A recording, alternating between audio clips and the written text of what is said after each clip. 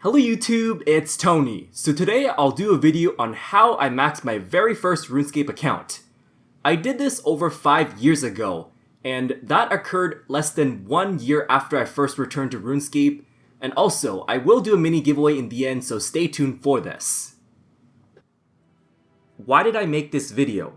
A, I wanted to do more storytelling as I mentioned earlier this year, and B, I wanted to give inspiration for those who struggle to get over the hump, as a lot of people asked me what did it feel like making money when you were poor, and how did you max so fast? To give you an idea of just how newbie I was when I first came back to this game, that was in 2014 and I was on a 5-year break. I only had 1.2k total level with no knowledge of EOC plus hardly any money in my bank. Less than 1 year later I would get my max cape. Honestly, I could not fully remember everything at this point, as 5 years ago seems to be really long, even though it feels like yesterday. Although I did myself a returning player story, but this is just to expand the details of how I felt every step of the way through. As this story is really long, let's split this into multiple chapters. Chapter number 1, Lost in Free-to-Play. A lot of this was mentioned in my returning player story, so I'm just gonna summarize the chapter. Like I said, one of the influences of me returning to RuneScape was because of some girl from OkCupid dating site. At the time, it was just extremely overwhelming with how many changes came from 2009 to 2014, especially EOC, Dungeoneering, Divination, Lodestones, Auras, etc. I would spend countless hours on the RS Wiki reading article after article and watching basic tutorial guides on whatever information I wanted to know about. So I killed Moss Giants like I did back in the day, but then I realized just how dead it was. And that was when I said to myself, you know what, I'm just gonna start getting membership and relearning everything from scratch. Prior to this, I only had 1 month of RuneScape membership. For the first 2 weeks after I first returned, I would just explore the entire world of free-to-play. And then when I said enough was enough, I decided to get that bond, which took me only 4 days. I believe the money-making methods I did were steel bars, iron ore, and fletching headless arrows. Luckily for me though, that bond only bought for 6 million, although, to be fair, the money-making methods back then were pretty poor in free-to-play worlds. Chapter number 2, Membership. When I first stepped foot on members, money-making wasn't my main priority, but rather progressing my account towards better money-making methods. I would browse the RS Wiki just for some money-making methods around my level, and a lot of them had quest or task requirements. And that was when I started to really do some quests and tasks just for this. I remembered one of them being cannonballs, and man, that was really slow, especially without medium Mauritania tasks. The main money-making methods I did included cleaning herbs and high-alching rune items on buy limit. Now obviously I couldn't remember exactly what I did, as I tend to switch up these money-making methods very often. It wasn't until 2.5 weeks in that I got my first 10 mil cash stack. I also remember playing countless hours because it was during the summertime. For some reason at some point in August I got scammed 7 mil, and at the time this was at least half of my cash. Even though a lot of people would have quit when they got scammed, I still didn't give up on this. So yeah, after 1 month of membership, I would get myself from 1.2k all the way to 1.6k total level. Now you might be wondering, how did I get 73 crafting when it's so expensive? Well, that was because I made Ring of Wealth and then alched them, as I purchased a lot of cut dragonstones on forums because they had a measly buy limit of only 100. Either way, I just did an insane amount of skilling and just about balanced every skill I possibly could. Also, as soon as I joined my clan, I would become a huge avatar hog just for that 6% bonus. Chapter number 3, Breaking Out. During the entire month of August, I just kept leveling up skills as fast as I could. At this point, I knew 100% that I would always have enough for a bond. And so runecrafting became my first level 80 skill, as I camped runespent a lot. And then when September arrived, I got my first level 90 skill, which was defense, and that was by doing Abyss Bursting. I also did a lot of dungeoneering back then because of just how rewarding that skill really is. So by the time October hit, I was able to get myself 50 in all skills, which is 1.8k total level. Herb farming became very popular back then, so I decided to do this very frequently. The pocket change really did add up, so that was why I was consistently able to maintain my bond. And then this happened in the middle of September. I discovered a new money making method that would become the real turning point. Smoke runes easily sold for 600 GP at the time, and holy Jesus, crafting them was super fast even though I didn't have ethereal outfit, plus it was a lot harder to surge back then. It's crazy to think that even to this day, smoke runes are worth so much. Now, it was really difficult to sell at the time, and I think it still is to some extent, although a lot of people do use combination runes for PVM these days. Because of this, I was scared that my method would become ruined. What was really cool was that I stumbled across a player who was doing this with me at the World 114 Takozo Bank, and we talked to each other about other combination runes and money making. It was really cool that he actually did this. Overall, I was able to make myself around 5 to 10 mil profit per hour doing this, which at the time it was really amazing as not many methods would have profited that much. I basically just took advantage of this method that no one knew, and you might be asking me, well Tony, didn't you just get lucky, and what could you have done if you never knew about this? Realistically speaking, I would have tried other money making methods, but it's just, this method was an absolute progression breakout. Honestly, I wish I took more pictures of my bank every so often, but like I said, I was just extremely addicted to skilling back then. I also remember doing unfinished potions because that was a safer method and it sold for around 5 mil GP per hour. By the middle of October, I would accumulate myself around 100 mil in wealth. Chapter number 4, First Double XP Weekend. As 2014 Double XP Weekend was approaching, I got myself almost 1.9k total level. On the first day, I would train agility and divination just because of how slow it really was. And then on day 2, I did more agility divination, but this time I added thieving alongside this. Although I didn't plan for this originally, but because I had extra money, I figured, well, why not go unlock overloads? And what I did was I bought a lot of energy potion supplies. Alongside this, I did some super ranging and magic potions, as well as adrenaline potions. I got a really good deal out of this as I purchased 1k overloads for only 60 mil total. I mean, during that last day of Double XP Weekend, everyone was just ready to dump their supplies. I had to boost for overloads as well because I didn't get myself 96 by making 1k of each extreme potion. In the end, I was able to get myself 96 with 8.7 mil Herblore XP gained in total.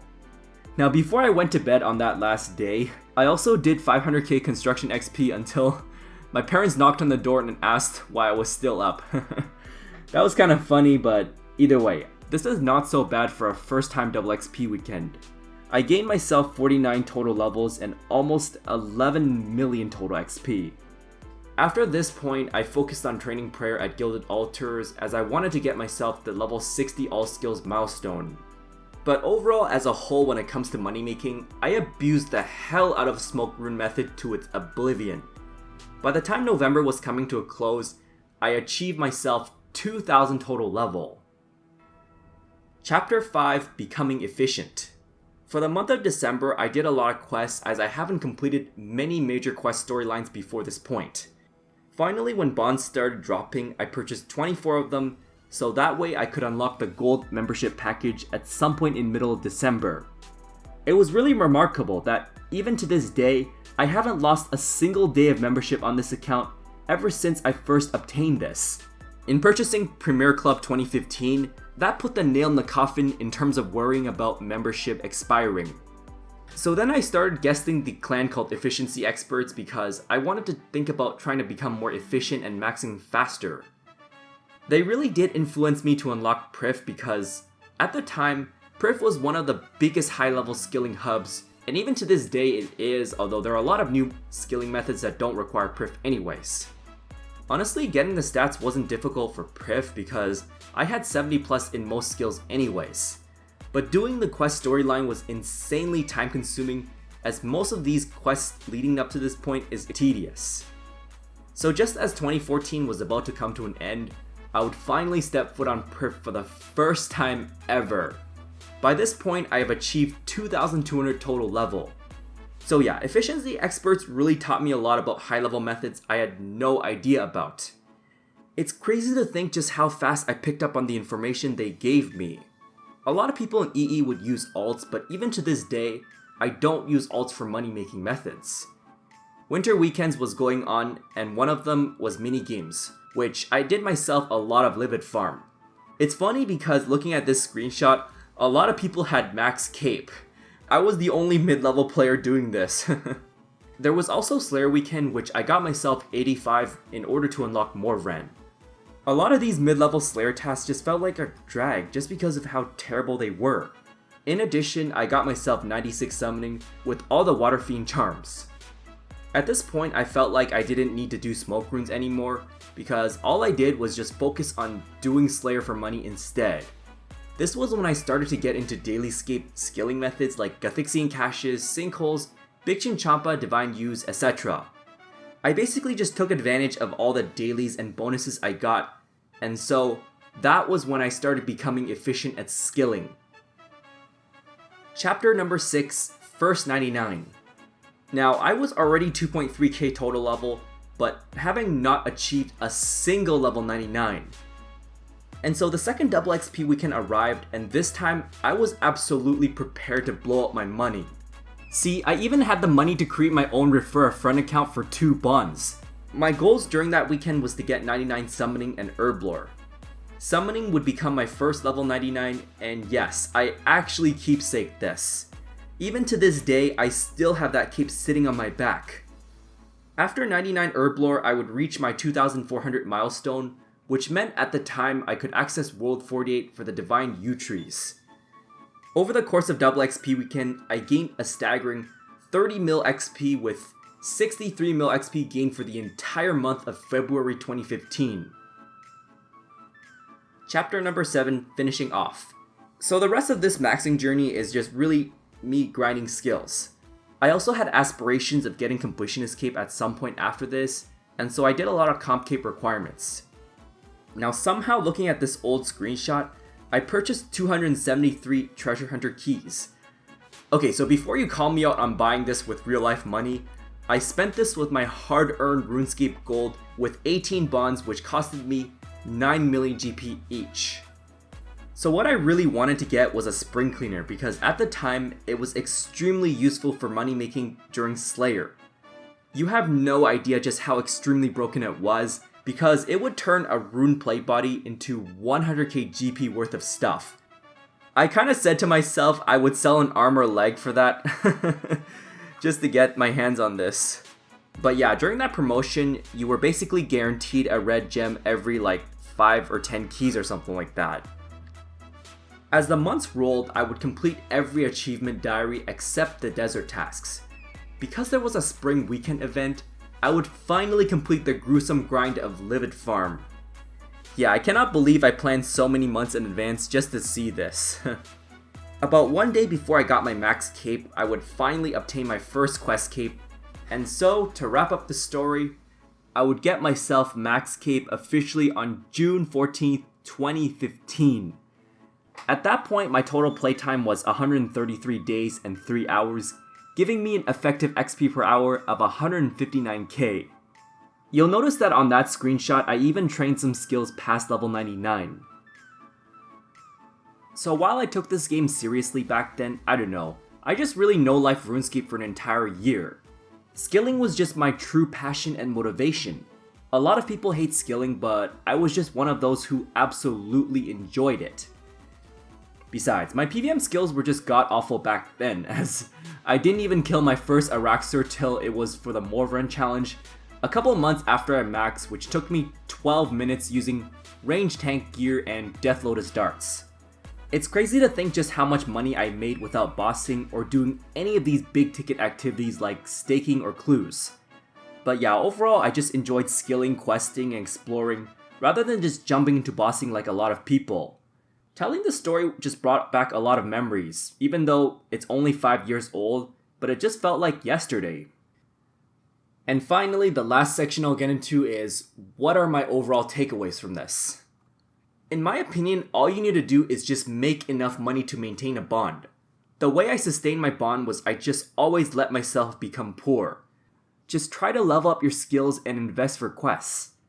I know a lot of people would just jump straight into bossing with low or mid stats, but at one point, if you get hacked or scammed, your chances of rebuilding with nothing plus no gear is like really difficult. The biggest takeaway is always have a plan B. If I lost everything right now, I could easily rebuild from scratch. Just don't underestimate skilling because I got myself 5.4 bill XP without even doing bossing, and I secured my account financially pretty much since day one. Just so everyone knows, I have never spent IRL money on keys, so this was all earned in game. Before I wrap this video, I'd like to do a giveaway for one bond. What was the biggest turning point in your RuneScape journey when you were a low or mid-level player? For me, as soon as I discovered the Smoke Runes money-making method, it absolutely changed my journey. So that wraps up my entire story on how I maxed in less than 1 year after returning to RuneScape. I hope to do more storytelling videos in the future, so feel free to comment down on any possible ideas you want.